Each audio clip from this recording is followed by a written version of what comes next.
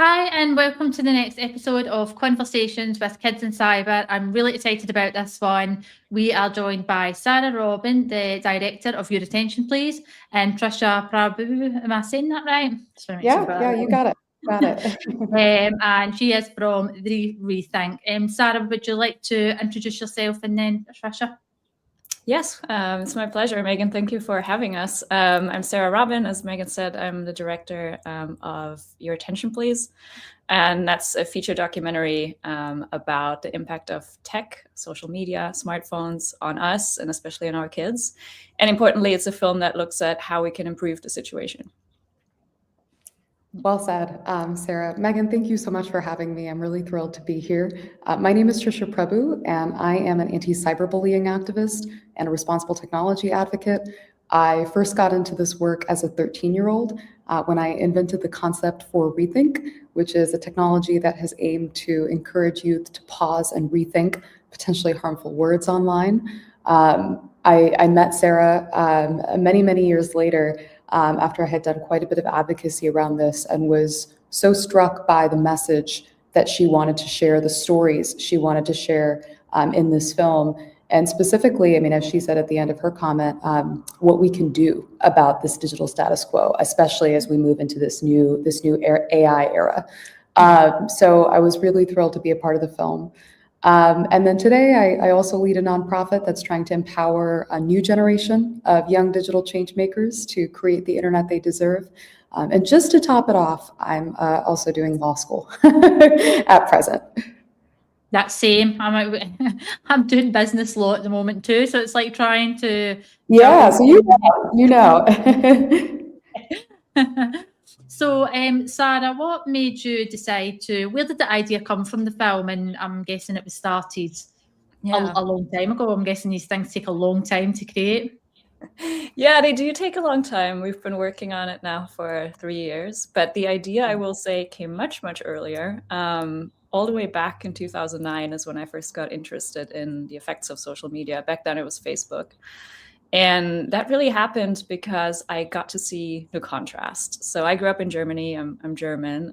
And, if you know Germany, we're a little hesitant about things around data privacy. So when Facebook first entered the picture, we weren't that fast in adoption, which meant that when I left high school, my friends still didn't have Facebook. And then I decided to go study in Australia for college, and everyone there already had Facebook. So I got to trade a friends group with no Facebook to a friends group with Facebook from one day to the other. And I think when you get these rare opportunities where you see the contrast really clearly, you can see things that otherwise, are kind of hidden. And I just noticed that the dynamics were so different. People were obsessed about how many likes they had, how many followers. They kept interrupting moments to take selfies. They were really focused on how they looked. It felt a little bit like all of a sudden everyone was like mirror, mirror on the wall, and I didn't like it. And I thought, you know what, I'm not going to do this Facebook thing. Hopefully it'll just blow over. Well, it did not. And it was a bit of an unpopular choice to make at the time. But I think it started me off on a course where I was interrogating our relationship with social media and that, that framing back then that was super positive. And Trisha says it all the time. Like back then we were thinking that Mark Zuckerberg might run for president. It was a very optimistic time around social media. Barack Obama had just come out and said it's, how it will democratize the world. And I was kind of on the other side, seeing issues with it. And for a long time, I felt the time wasn't right to speak out about it. People weren't ready to confront the negative sides of it. And I was just waiting for a moment when it made sense to enter the conversation. And that then happened much later. I think after I saw The Social Dilemma, I thought, okay, now we can talk about this in a documentary format. And I started thinking about what my way in would be. And I was very interested in that question, what can we actually do to improve this situation, especially as the conversation more and more moved towards recognizing the harms and recognizing the problems, especially regarding kids. I thought, okay, what we really need is to start a conversation about how do we get active in this? How do we fix it? And so that was the original impulse behind making Your Attention Please. And that I really started working on it in 2022. I think a lot of the frustration comes in when there's so many people in this space, talking about it, but I think a lot of people feel frustrated because there's a lot of talk, but yet there doesn't seem to be anything tangible there that actually anything's happening. And there is quite a few people in the space at the moment. I mean, I've had the opportunity to speak to some amazing people that are creating their own social medias, but you do wonder, is the creation of a new social media, is that the answer? I mean, I'm not sure. Obviously, we haven't seen the documentary, so you had said that you were exploring and also looking at how can we solve this problem. What was sort of thoughts?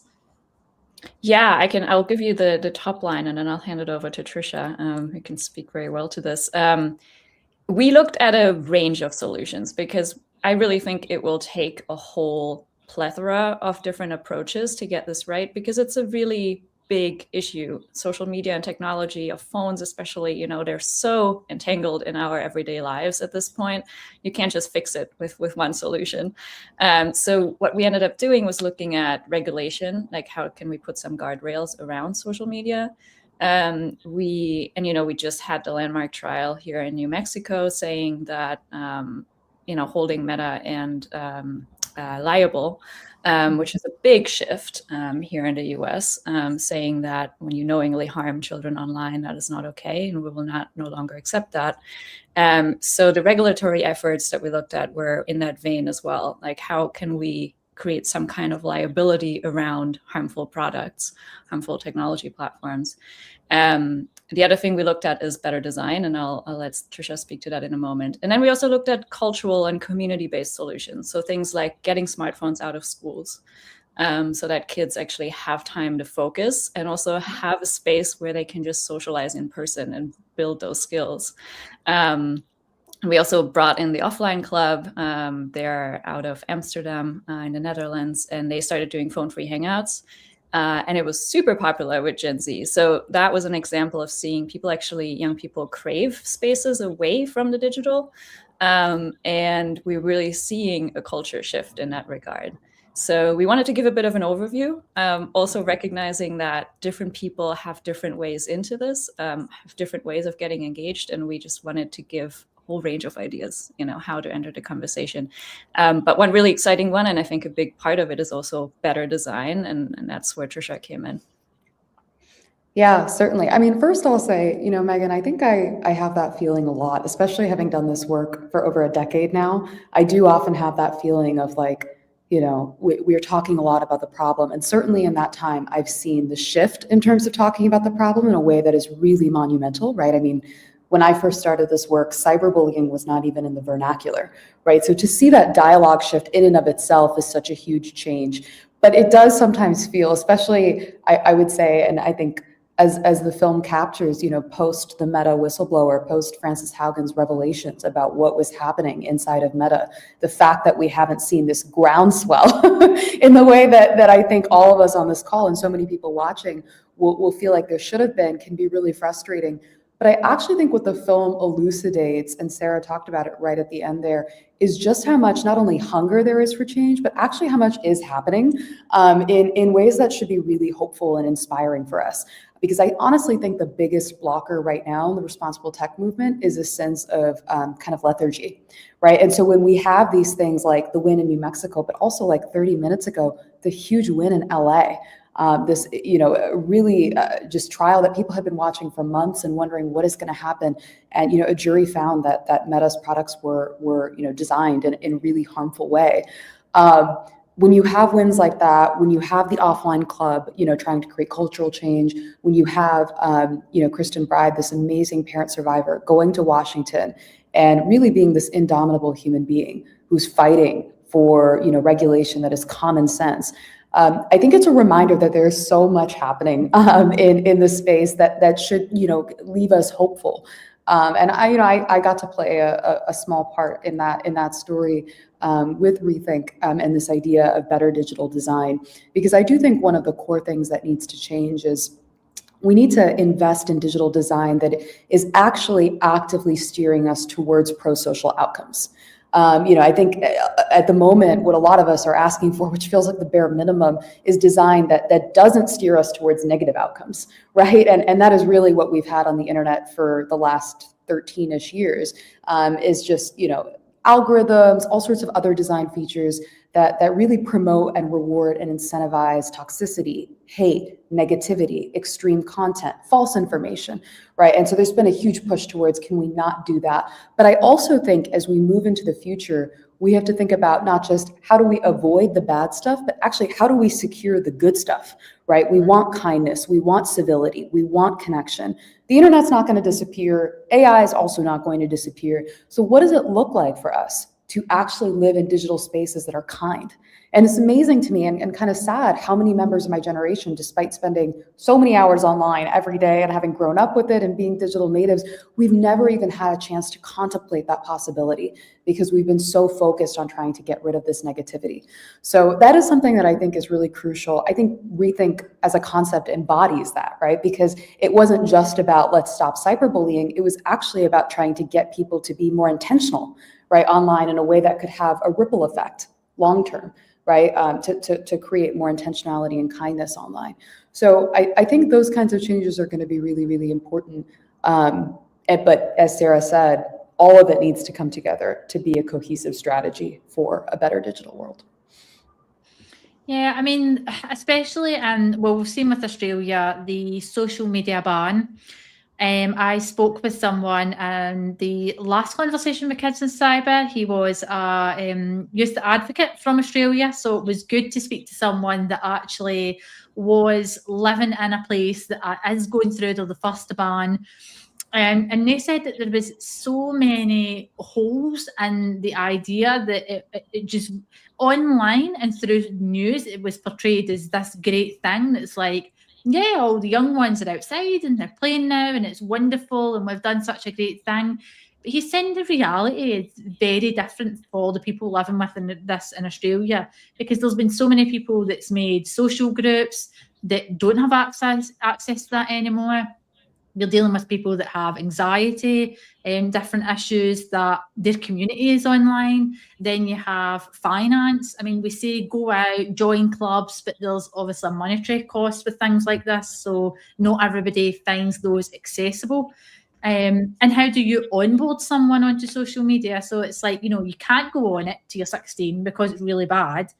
But now you can go on it. So it makes you think, well, what has made them prepared for social media now? There's the negatives were starting to stack up more than the positive outcomes. There was also the kids who had set up their social media to say they were 16. So now that they're just being exposed to everything, because obviously they're being treated as adults, as online. They're not having this, you're a child anymore because of the age they were putting in. Yeah, I mean, I'm happy to respond to that. I think, Megan, you just articulated what is kind of one of my biggest concerns and critiques of social media bans alone, which is it doesn't really get at the root cause of the problem, right? So much of the legislation that Kristen is fighting for in the film, that Sara covers so beautifully, and that many other youth advocates are fighting for, are changes that, when I say design changes, are actually focused on changing the design of today's digital platforms and services, right? So it's not just saying, let's not have you on it. It's also saying, when you get on it, it should be safe, right? Because to your point, of course, there's a distinction. And I mean, I think the science is quite clear on this now. There's a huge distinction between a 5-year-old on social media and a 16-year-old on social media. There's a huge distinction in terms of the effect on that young person. But that doesn't mean that a 16-year-old should be able to go on social media and suddenly get tons of eating disorder content and self-harm content and a bunch of algorithms that are, making them feel less than and worthless. Mm-hmm. And so I think that's why, things like COSPA, the Kids Online Safety and Privacy Act, or COSA, as it's sometimes referred to in the US, is so critical, because it's about creating liability for harm. It's about giving young people algorithmic agency. It's about all of these changes to actually make the services safe, as opposed to saying, well, here's this awful thing that we just can't do anything about, so we'll just wait until young people are old enough, so we say. I've met a lot of adults who say that the internet is really traumatizing for them, right? So I think that is absolutely something I resonate with. What I will say, though, with respect to social media bans, and I think where the spirit of that comes from, and we see it in the phone-free school movement here in the US, is what is very clear is while there are certainly, and I've spoken to a lot of young people about this, a lot of benefits associated with social media use, particularly from an expression standpoint. And if you're from a marginalized community, being able to see people you identify with in digital spaces, incredibly important. What is also true is when you spend a lot of time online, by definition, that is taking time away from other things, right? And so if you're spending hours and hours and hours of time, on social media every day, that might mean you're spending less time with your friends. The research shows that it's pretty closely correlated with things like anxiety, right? With things like suicide, which the film explores, right? And so I think, we could debate the merits of an all-out ban, but I think what the spirit of that legislation is trying to capture is there's a hunger, not just from legislators, parents, and policymakers, but I think from young people to not have so much social media in our lives and so much digital time in our lives all the time. I don't know if a ban is the right way to operationalize that, but I do really love what we've seen more of in the US, which are phone-free schools, right? When you go into school, you should be talking with your friends, you should be putting your phone down, and you should be learning. And what's really interesting is a lot of young people at first will say, and the film kind of, beautifully captures this. I won't give away too much, but a lot of young people at first say, like, I'm devastated at the thought of not having my phone. Like, what will I do? I need my phone. I need social media. This is so important to me. And then a month later, they're saying, oh my goodness, there's actually sound in the lunchroom because people are not looking at their phone. They're talking to each other, right? It's like, wow, I actually get to know the people that I'm with. I'm actually more focused in class, right? So I think there are all these benefits that come with having less of our lives, just lived solely through the digital world, right? And being able to experience life, outside of the internet. There's a lot of value associated with that. So I think that is certainly something that resonates with me. Again, whether a ban is the best way to operationalize that is always something, we could debate. But I think that fundamental message is something that, at least in this space, I really haven't met a lot of people who disagree on that. But Sarah, I don't know what you would say. That was wonderful. I would just add to it, the time where you'll see the most pushback against a ban and the most negative outcomes from it is right after it's being put in place. And that's just logical because the culture hasn't caught up yet. So the kids actually do fall into a bit of a void. And Megan, you illustrated that very well, where some of this comes down to socioeconomic issues as well.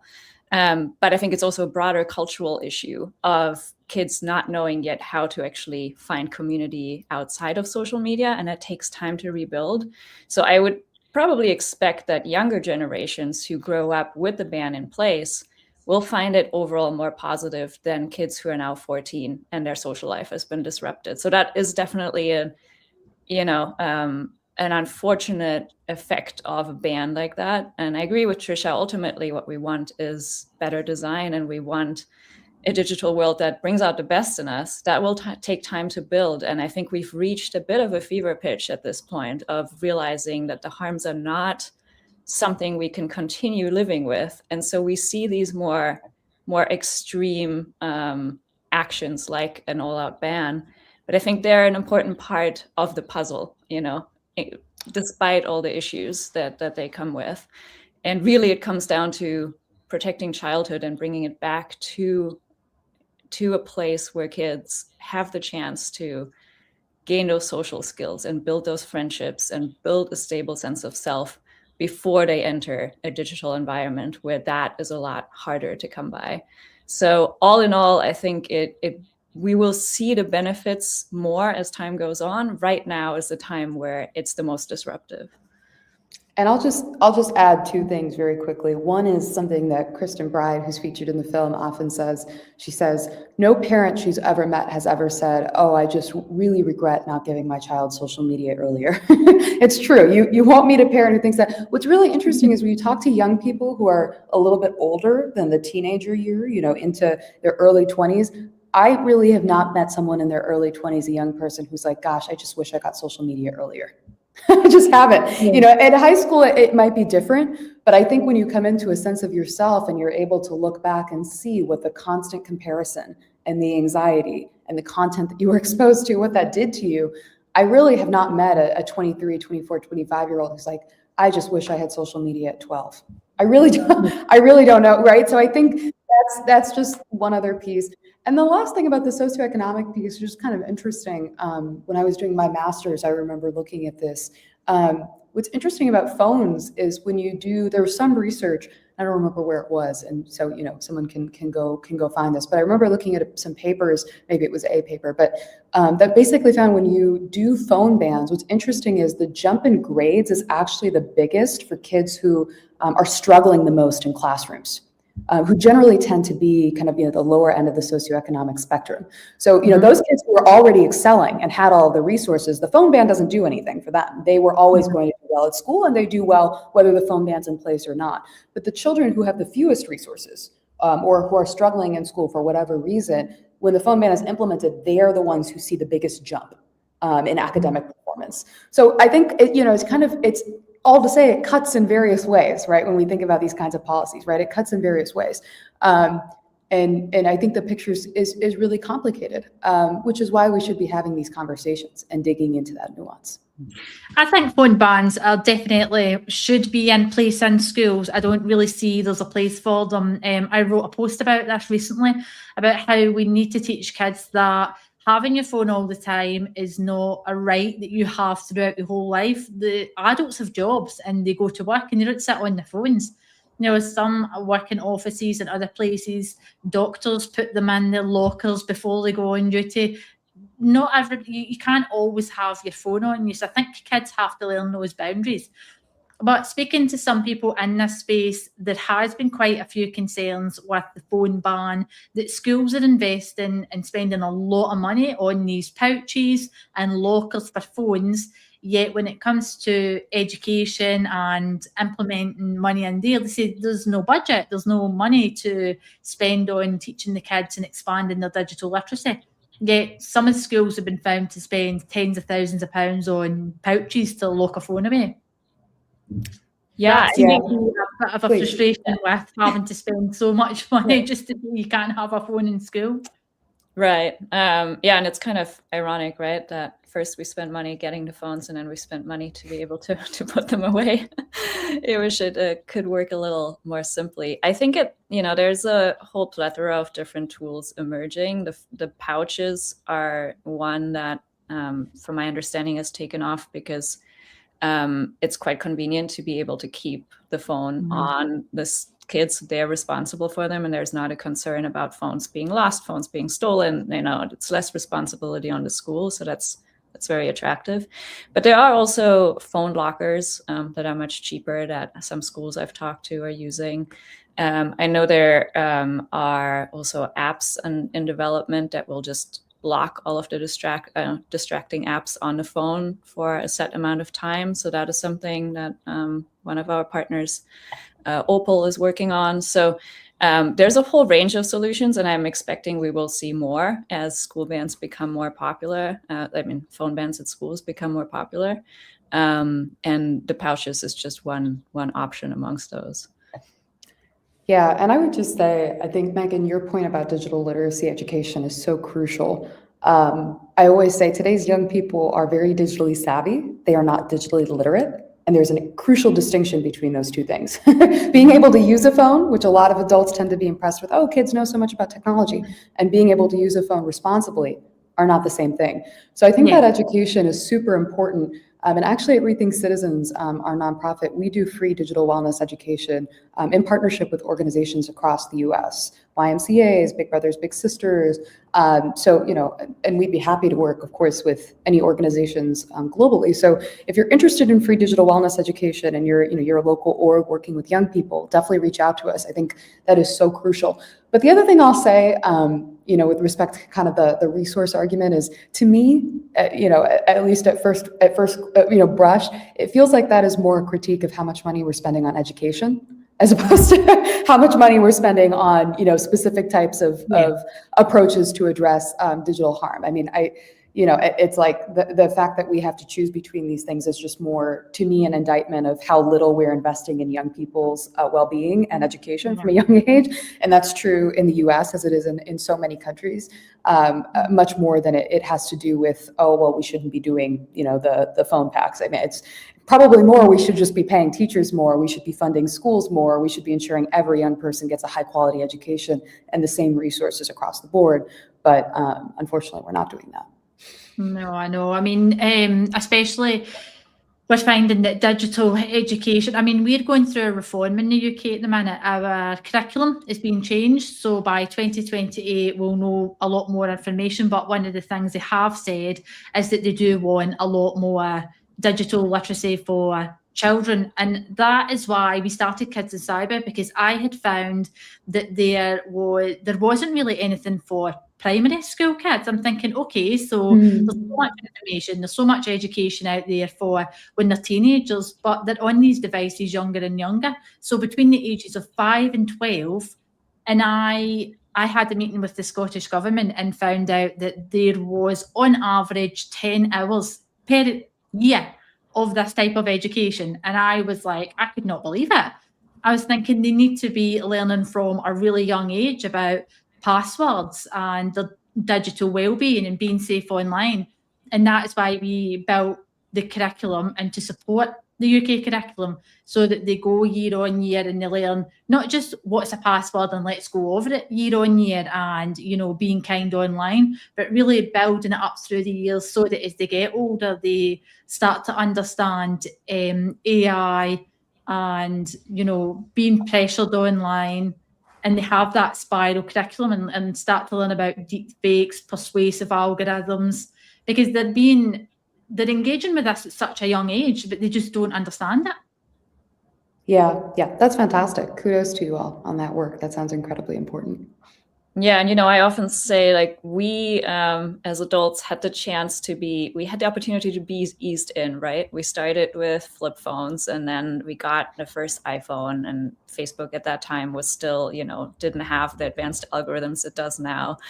And so we slowly kind of got eased in and got to learn along the way. And even so, it's hard for us as adults. Mm-hmm. So I think we have the responsibility to try to recreate that for our children best we can. Like, start slow, ease them in with simple tools that are not as dangerous, frankly, and where they don't have access to the whole world in their palm, and then slowly build that up so that they get the chance to learn as they go and learn slowly and learn with a safety net in place. I think this is why it's very important to engage schools, because how else do you reach the parents and the children? It's very difficult to explain this to them. I mean, I speak to a lot of parents at my kids' school that have gave their children phones, and one of the days we went to see a Christmas show and the kids were doing their Christmas play, panto, concert thing, and we're sitting next to one of the parents, and the teacher said, please don't film the production because there's parents here who have signed not to have their kids filmed. And one of the parents was sitting next to me, and I know her well, she's one of my friends, and she said, oh, who did that? It was for everybody, never can't record. And I was like, oh, I'm one of those parents. And she was like, why did you do that? And I was like, because there's just so much going on these days with deep fakes. And she looked at me and she went, what's that? I was like, a play is just about to start. How do you get into deep fakes? And the parents, a lot of them don't know. So I think schools should be, directly teaching the children. And it's, again, who do we put the onus on to tell the kids about this stuff? Is it the parents? Is it the schools? It's how do we educate the children from such a young age? Yeah, I mean, I would say, first of all, a couple of things. One, I think, your experience with that parent is as you said so well, it's just not unique. It's not rare. There's so many parents, especially who are not digital natives, who don't really have a full sense of all of the digital harms that are out there. And I think it kind of leads to two problems. One is actually illustrated in your story, which is you have a lot of parents modeling digital behavior that we don't actually want young people to embrace or adopt, right? Because, for instance, sharenting has been this huge kind of phenomena that we've had, and I've spoken to a lot of young people who really don't like that their their parent will post a picture of them on Facebook or somewhere else without asking for permission, right? Or that their parent is on the phone at dinner time, even though they're telling them to put their phone away. And so there's a little bit of a legitimacy gap that emerges. So I think there's kind of that part to it where, parents' own digital literacy is really important because young people are constantly watching their parents, right, and learning and absorbing. So I think there's that piece to it. But I think the second thing that your story elucidates, and as you said at the end, is that even though parents most certainly should not be responsible for creating safer digital spaces, I think platforms and governments should be responsible for that. Parents do need some education, and they do need to be able to have conversations with their kids. So one thing we actually do at ReThink Citizens, it's a pretty unique initiative, is we have something called the Youth Squad, where we've trained young people across the country, young digital safety leaders in the US, to bring social media safety education to parents. So it's the young people teaching the parents. So we have an hour-long evidence-based online safety workshop. It basically starts with Social Media 101. What is Snapchat? What is Instagram? What are streaks? What is Be Real? A lot of parents don't know. It then moves into, what are the most common digital harms out there? Everything from predatory social media design to what is the difference between revenge porn and sextortion to how are drugs being sold online, and then ends with what proactive digital wellness can look like. And I think for a lot of parents, it's really empowering, right? To understand, for instance, like what is a deep fake? Why might it be a concern if I'm posting a picture of my child's face on social media? Because I think not only for a lot of parents, but just a lot of people generally, that feels like a really innocuous thing to do, right? So I think being able to bring that education to them is key. And then I think the other really nice byproduct is you get some intergenerational conversation. Because truthfully, in this space, I think one of the things we're still struggling with is we have a lot of adults talking to adults about this issue, and we have a lot of young people talking to young people, and very rarely are we really able to bring those two groups together. And parents and kids are a great example. I talk to kids who say the only time they talk to their parents about their phone is when they're in trouble. Which is really not the model we want, So being able to educate parents so that they can approach conversations with their kids, about their phones, and ideally well before their kids get a phone, right? To have conversations about the internet from, age 5, 6 onwards up until their child gets a personal phone, and then after, I think is, helping to bridge these generational gaps and spark some really important conversations. So all to say, I think, it feels like probably every stakeholder has a role to play. And while the burden certainly shouldn't be on parents, I do think we owe parents more in the way of information and transparency about what is going on in the digital world. That's quite interesting you said that, because when I spoke to children, it was actually the opposite. They had said that they never speak to their parents when they get into trouble online. I had asked kids like who had seen things inappropriate, things that had upset them, got into trouble online, and a lot of them had experienced it.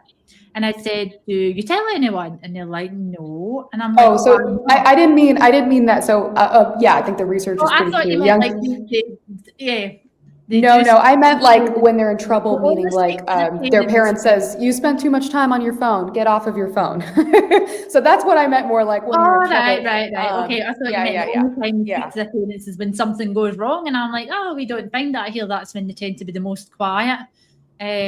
Yeah, but that alone is an issue, and it's something that we wanted to tackle from a very young age, because I found so many kids had said that they would never tell their parent when something went wrong, because to them, they thought, if I do that, they're going to take my tablet or anything. I'll not get to play with the phone anymore. And it's so sad, because you just want kids to know from a young age, like if you speak to your parent, and we obviously want to enforce this with parents, that parents will say, okay, let's make this safer for you, and let's see how this happened and how we can stop it from happening again, rather than, snatching the device away and saying, right, that's it, you're not having it anymore. Because that seems to instill in kids, okay, I can't talk to you about these sorts of things. So I think that's important. And I think things have moved so fast, specifically with AI. And I think that it's hard for teachers because teachers are now expected to deliver this education that wasn't really embedded too much in the curriculum before. In the UK, it's sort of spread across a couple of subjects such as computing, PHSE, like personal health, and it's not, some of them's not mandatory. A lot of the subjects they're nice if you can teach them, but you don't have to teach them. I think computing in the UK is the only one we really do need to teach. And it's difficult for teachers because it's trying to find the time in the curriculum that they can deliver these topics to kids and then also support teachers in being able to deliver all this new content and how they can engage in these conversations with kids, because we know ChatGPT, you're supposed to be 13. So how do you have a discussion with a class and, you have safeguarding? So it's difficult for teachers to discuss a lot of things with children because a lot of things they're not appropriate. But how do you arm kids? How do you prepare them when a lot of the things are not really appropriate to talk about? I think it's very difficult in schools. I'll offer two things here. Sarah, I'm curious what you think as well.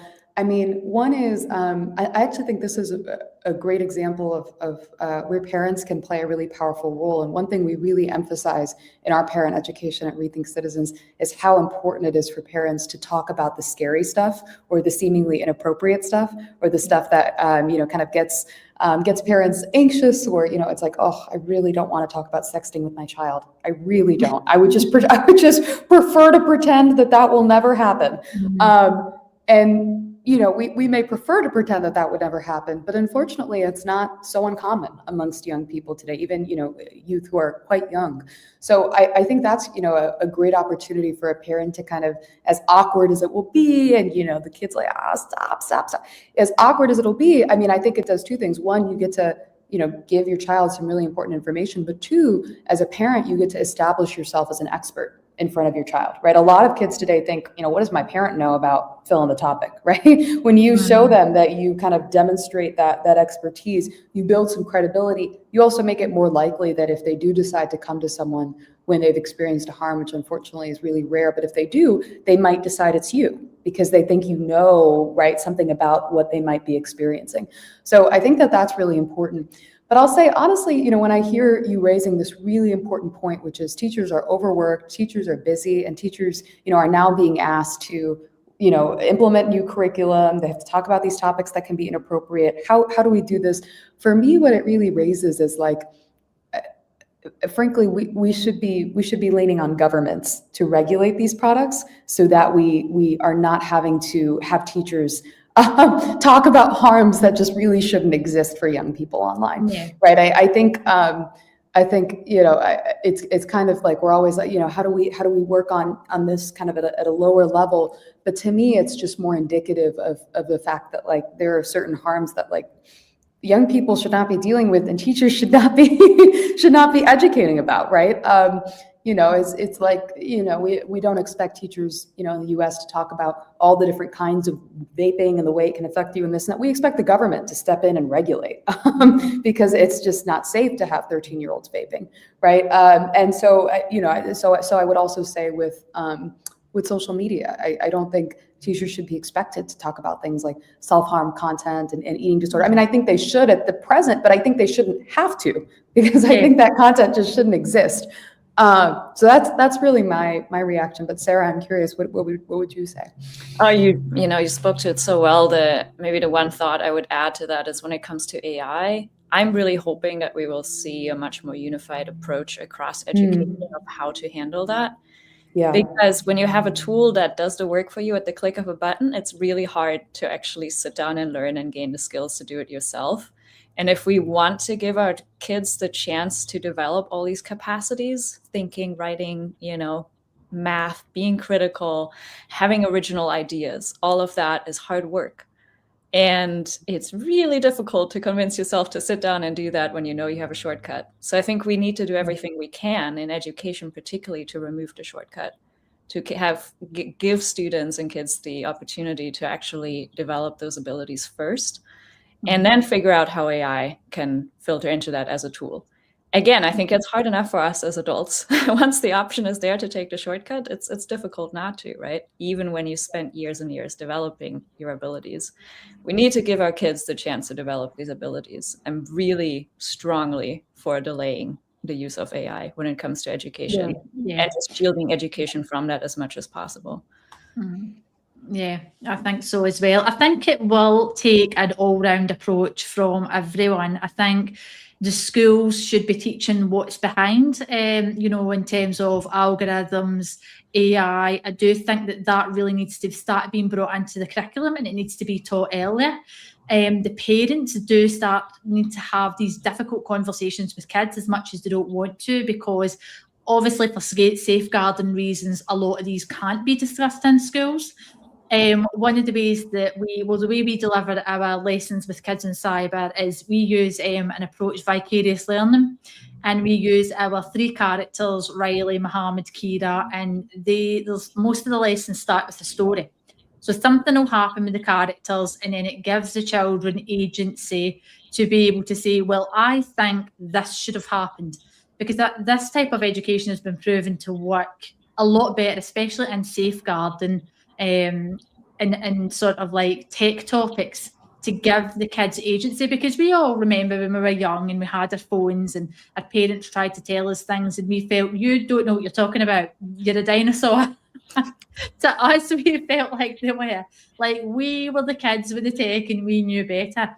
So I feel that it's a lot better to give kids agency and teach through vicarious learning. It's exactly what I have always done with my daughter. Even before I started Kids in Cyber, she would see things online. She was going through a phase where she had this little camera at home. It wasn't connected to the internet, but she liked to take videos. And she was going around and she was filming everything. And I had to start, and she was taking it into the bathroom and she was going to the toilet. And I'm like, Peppa. So we started having conversations, and I would tell her stories, and I obviously would, dull them right down. And I would tell her, oh, I seen this story on the news today, and this little girl, and I would give a scenario. And she would be really listening and engaged in the story. And I would say, what do you think to that? And she'd say, oh, I don't think that's a good idea because...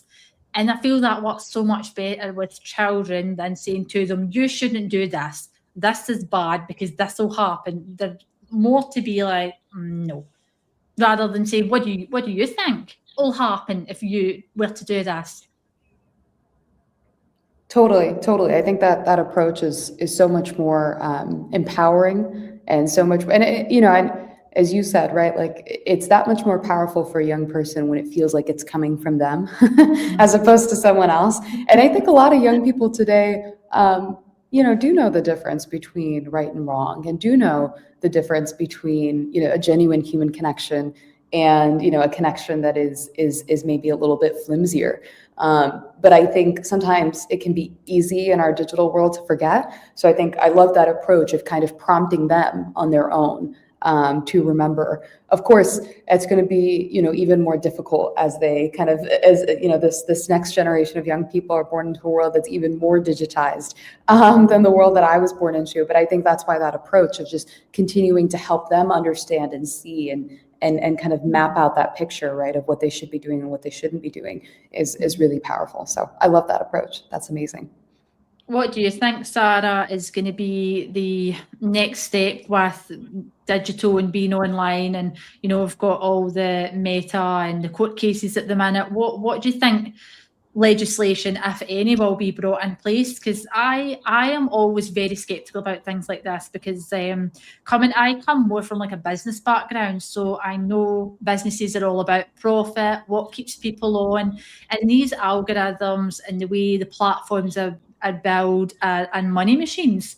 So when we start to ask them to do things that are going to take people off the platform and reduce income, you're always very skeptical about any real change happening within the big platforms such as Meta.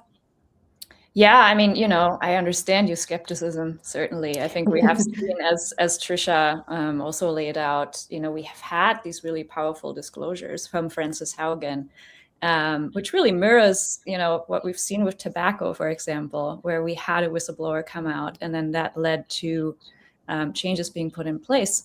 And we've been slow on that front with the social media companies, with tech platforms. And I think it speaks to the power they have also to frame the conversation. And that is a real challenge we're up against. But I would also say we've seen unprecedented support here in the US and frankly around the globe to get this right and to improve the situation. The Kids Online Safety Act, which we followed in Your Attention Please, had incredible bipartisan support at a time where it's almost impossible to get bipartisan support for anything in the United States. And, you know, our lawmakers have kids. They understand how this impacts us and our children. And I think it's just a matter of time. And really the trials that we're now seeing are also testament to that I think we are at the precipice of this changing. And to me, it's really heartening to see that even, you know, when legislation on the federal level lags behind, we see all this action on the state level when it comes to legislation. And we're seeing things like phone-free schools and people just taking matters into their own hands and putting improvements in place that have a really very real effect. You know, that's almost immediate. So even though the issue can feel so big, I think we have to remember that every industry, you know, would probably prefer not to have safety standards in place so they can make more money.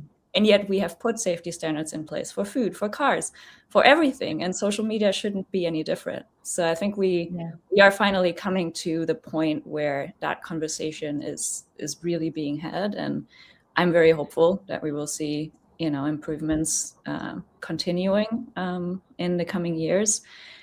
AI is, I think, a bigger and more complicated question. I am also optimistic just seeing how much public awareness there is. With social media, you know, it took 10, 15 years for us to get here. With AI, the public backlash in some cases was almost immediate, to the point now where, you know, I work in film, I also work in advertising. And I think within a year, we saw major brands initially jumping on the AI bandwagon, being really excited. You know, you saw lots of AI content. And then within a year, that flipped back to a lot of human-made content, people really leaning into things that feel handmade, like stop motion animation and hand-drawn animations and things like that, realizing that there is actually a big push for a more pro-human tech future and that it's kind of uncool to like push the AI thing right now. And that's really, that gives me a lot of hope. Yeah, I remember seeing that about the AI. There seems to be a lot of people are pushing back. I mean, we hear about it a lot on LinkedIn. People are writing posts about the fed up reading posts that have been written by ChatGPT, and the comments are all ChatGPT comments, and it thinks that if AI starts to take over the platforms too much, even TikTok, with the AI generated videos and the content, it's just going to push people further away. But then I had an interesting conversation with someone else that had said that their kids love the AI cartoons.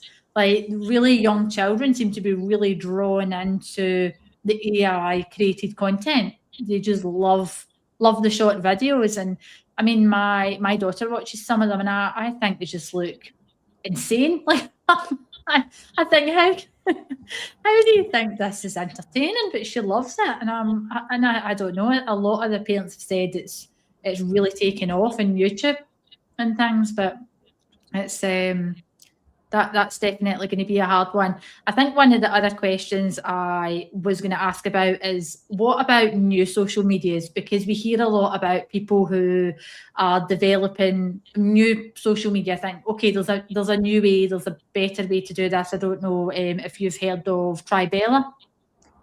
They're a new social media. I think they're just doing the beta testing at the minute. So what do you think? There's room for a new improved social media and we can start to move away from the big platforms? Or do you feel that we're just too heavily embedded into them? I mean, I think there's actually a really exciting opening at this moment for us to re-envision our digital infrastructure. And I think part of that is re-envisioning these places where we gather online. So I certainly think, and I think this would help from a safety perspective too, that we need more competition with respect to social media, because we've kind of been stuck with the same set of platforms and really the same business model, right? Which is we give them data, they give us ads. And also when we give them data, they figure out how to keep our eyeballs glued because it makes them money when we are looking at the ads. So I think there's a kind of two layers of potential innovation here. There's innovation at the layer of what is the business model, and I think that is the most important layer, arguably, because I think, you know, as Tristan Harris, who was at South by Southwest with us earlier this month, you know, put it, ultimately the gap between, you know, the possible for technology and the plausible for technology, right, is really defined by business incentives, right? AI can cure cancer. AI can help us solve climate change. What will AI do? Probably driven by the business incentives, right? And the fact that you see OpenAI and ChatGPT already looking to things like ads, to me, is kind of a worrying sign that at that business model layer, we are just copying and pasting a business model that we've already seen be extremely problematic, you know, over the last 2 decades. So I think that's like an exciting, you know, layer for innovation. At least for me personally, I'm really excited about envisioning what a different business model can look like. And I think as you start to see legal accountability for the existing model, right, people are going to start wondering, okay, what does another, you know, vision of a business model look like? And we really even haven't had a chance to think, you know, that broadly about this. I actually think the film does a beautiful job. Again, I won't give away too much, but it actually does a beautiful job of conveying this powerful message about the fact that, like, we've been stuck in this, you know, specific approach to the internet for so long that we've forgotten that we can think really expansively about how we connect, right, and how we come together and what the internet should be like. So that's an exciting layer. And then I think the other layer is kind of the design layer, right? Do we want social media platforms for everyone? You know, I remember a young person I work with saying, how much cooler would it be if we could kind of go back to the early years of the internet, which, as she understood, she wasn't alive at that time, but as she understood, used to be a little bit more like you had different communities coming together, right? And it wasn't so much that like everyone had to be on one platform seeing everything at every moment and everything was commercialized. It was more just like little communities and groups that would then naturally lead to in-person communities and interaction, right? So I think, you know, we have an opportunity at the feature level, right, to really re-envision, you know, what coming together looks like. And I'm really excited about that. You know, do I think it's going to happen this year? Probably not. But I don't think that doesn't mean that we shouldn't invest in that, right? I don't think that doesn't mean that we shouldn't be thinking about that, because you know, the internet is not going to go away, and AI is also not going to go away. We should be limiting, you know, the role that it plays in our lives, but it's not going to disappear. So thinking about what it looks like for us to live healthier lives in those spaces through business models and platforms that are better than the ones that we've been stuck with, I think is really crucial. And just to add to that, you know, I think we know now that having one platform that serves us up everything, from like funny dog videos to posts from our friends to news to terrible images from war zones, like all mashed into one thing, is actually not a good experience and leads to that kind of moral, emotional burnout that a lot of us feel, where it becomes hard to care about anything deeply because we're just constantly inundated with everything all mashed together. And so I agree with Trisha that a vision of connection that's a bit more intentional and focused on like specific things rather than like the whole world is a lot more in line with how we've evolved as human beings, is a lot more in line with how we process information. And I think there's a huge opportunity there, looking ahead a little bit into the future of how we could reshape our online experience. In the short run, we'll probably see, I mean, you know, Blue Sky has certainly been quite successful, despite people saying it's impossible to do another social media. There is a lot of discontent with the existing platforms. I do hope that we're ultimately moving towards a more decentralized model where people can pick and choose. And there are visions of that where, you know, you can be in specific spaces but still have access to others, and you don't have to be on all these platforms just in order to connect with different people. I think building in some of that interoperability, some of that flexibility will really empower the user. So there are so many exciting visions of how this could work, and I am confident that and hopeful that we will get there. The question is just how long is it going to take us? I wonder if TikTok was one of the biggest downfalls of social media. If I think back to Facebook when I was really young, and I was like 14, 15, Facebook was a place where you only really were connected with friends. And it was more of what you were doing. So you would go out, you'd meet with your friends, you'd take pictures, you'd go home and you would post them. You would tag them in it and say you were at the cinema, you were seeing a film, you were having lunch at XYZ place. And I feel since TikTok came onto the scene and we had this fast moving video content where you just never know what the next video is going to be. And then Facebook saw that was really popular and thought, right, okay, well, we'll start bringing in Reels and Instagram. And then YouTube thought, oh, you know, TikTok has exploded. Let's bring in Shorts. That it just became more and more outrageous, the content you were seeing. You were now being opened up to a whole world of the most random content you could ever possibly see. And even I still have it on my TikTok. I'll mostly have like bacon videos and things, as boring as that sounds. And then I'll see the most outrageous thing, and people will comment. You just never know what the next video is going to be. And I wonder if that was what really started to break social media into how problematic it is today. Yeah, I think there's certainly some truth in that. And I personally got on Instagram right when it was shifting from a chronological feed to an engagement-based algorithmic feed. And that change was profound, because before that, all the content was directly relevant to me, and it was in order of when it was posted. It was from my friends, felt a lot more personal and a lot more contained. And then all of a sudden having everything thrown at me, and as you say, like, you never know what you're gonna see. And then everything did get TikTokified in the sense that, shorter, more outrageous, less and less context around what we're seeing. That is a profoundly different experience. And I personally think, again, we touch on it in a film too. One of the things that we could do is just change how the feed works, or give users agency over selecting what kind of feed they want. That in itself, would be such a different experience on social media if we could do that. I could never believe when I was on TikTok and I seen something really bad and it really annoyed me. And I was like, I very rarely report videos. Well, I was like, okay, I'm going to report this one. And something popped up and it said, do you want to restrict more content like this? And I thought, oh, well, that's good. Yeah, I do. So I'm ticking things that I want to restrict. And then it says, do you want to be in restricted mode? And I was like, I don't know what that is, but okay. And then I said, yes. I went into restricted mode and I could not leave. Like, see the search bar, it disappeared. I couldn't look for the content that I liked. It kept me on only the videos that I was recommended, and they were the most horrific videos I had ever seen in my life. Like, video after video. I took lots of screenshots where it said restricted mode at the top. It was all sexualized. It was like a dog jumping off a bridge and things. And I was like, help, my feed, what happened? I went from like a really nice feed. I've pressed this restricted mode and I struggled for a long time to get out it because it locked my screen so that I couldn't really maneuver around the app. It was the most surreal experience I ever had in social media. And I thought, who designed this? This is restricted mode. This is supposed to help me not see content.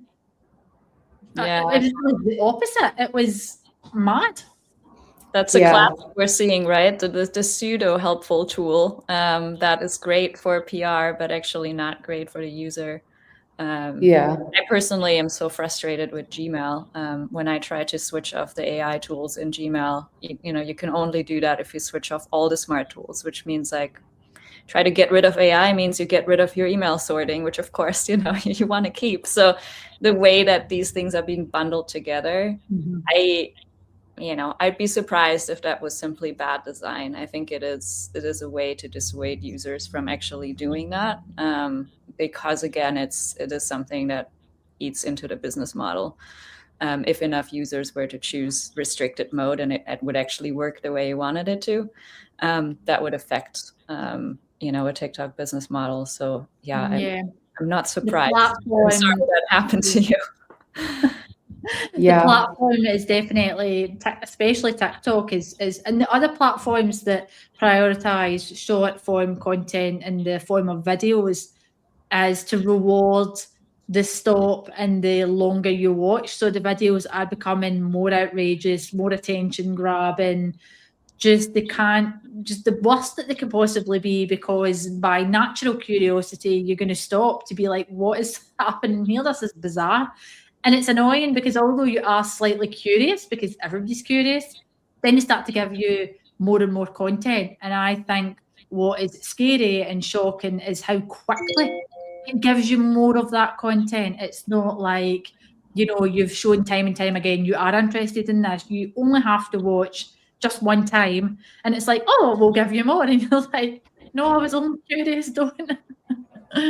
Yeah, certainly. Yeah, no, I'll just say, I have had friends who have said like, oh, I accidentally watched that video. Oh no, I'm going to be stuck with this decision for months. And it's like, to Sarah's point, it's like, why are we doing that with our feeds? No one knows. I know, and I don't think we do help things, because we do see something outrageous, and it's so outrageous we can't help but watch it and then share it to a friend and say, look, this is insane. And we're giving the algorithm all the indications that we really want to watch more of this content. We're doing the very thing that we shouldn't be doing. Yeah, and of course it's designed to tap into exactly that. So it knows how to get you, with that one video that then changes or can change the whole nature of your feed.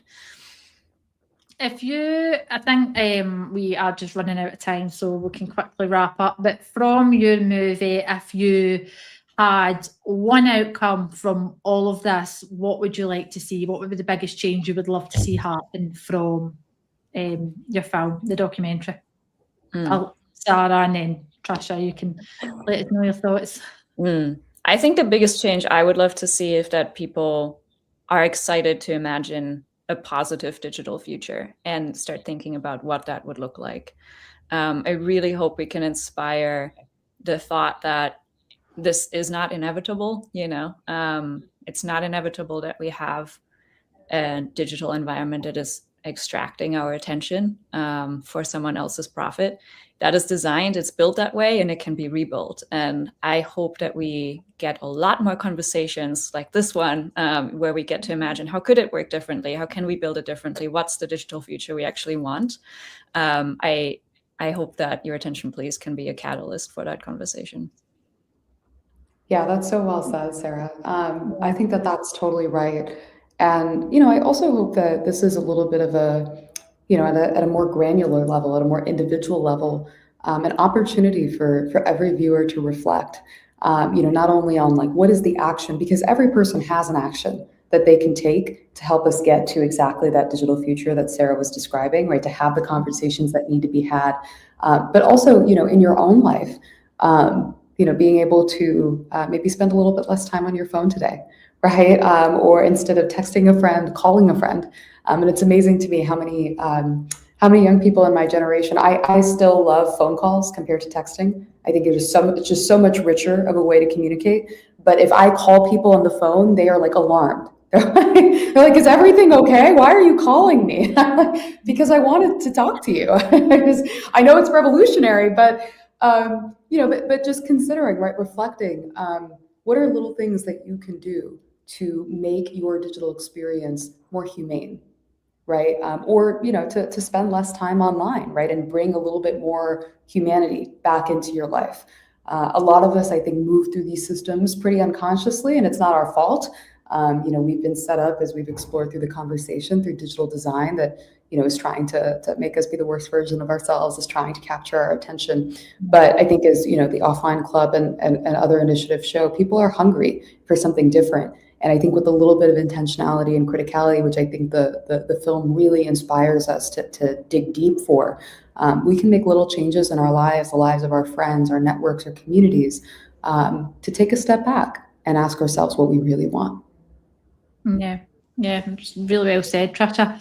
I think it would be really nice to imagine a digital world. Obviously, things are going to take time and things are slow to implement, especially in governments and education. I think it would be great if we had, the awareness in terms of the documentaries like you've created, Sarah, because I think it's hard to reach parents with this sort of content online, but I think documentaries have the ability to have really big impact. So I think it would be great for more documentaries like that to become more mainstream on Netflix, where a lot of people can watch them and there can be a bigger discussion surrounding kids and social media. And the work that you're doing, Trisha, with kids and parents, and being able to say to parents, that as ways that you can learn about this and talk to your kids around it, and then obviously try and bring that into education with kids in cyber from a young age in schools. I think if we could keep amplifying all three, I think we will in the future have a much better digital world. Thank you so much for having us, Megan, and thank you for all the amazing advocacy work you're doing, because you're creating this space for us to have these really fascinating conversations. And I feel like that hour just flew by for me because this was super interesting. So thank you for doing that.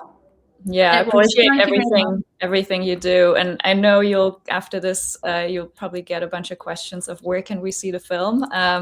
And I just want to say we're actively working on getting distribution for Your Attention Please in the coming months so that it is widely available for everybody. Right now, we're still in our festival run. So the best way to stay up to date with us is to sign up for our newsletter. That's on yourattentionplz.com. So Your Attention Please, but PLZ for short, yourattentionplz.com. Sign up for our newsletter, and that way you'll stay up to date with upcoming screenings here in the US and beyond, and also with news around our release. Yep, the session is recorded and will be available on LinkedIn for a long time, so we can drop the link for Your Attention Please in the comment section for anyone that wants to get the newsletter and follow along for when it will be available. I will be really looking forward to when it becomes more mainstream. I'll definitely be watching it. And thanks again for coming. I really appreciate it, and I hope you have a nice day. I think it's night time here, so we'll be getting ready for bed soon. But thank you very much. Thank you, Megan. Thank you so much. Good night. Bye. Bye-bye.